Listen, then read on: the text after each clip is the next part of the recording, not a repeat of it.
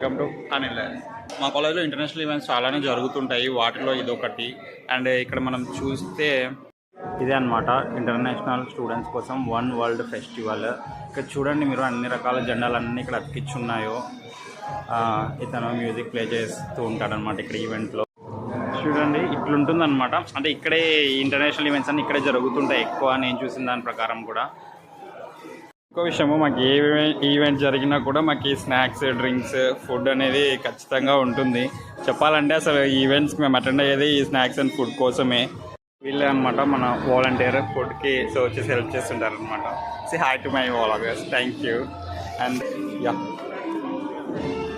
ఈ ఫుడ్ మనకు దొరికిందనమాట ఇక్కడ. నేను ఈరోజే కలిసాను ఈ ఈవెంట్లో. Say hi bro.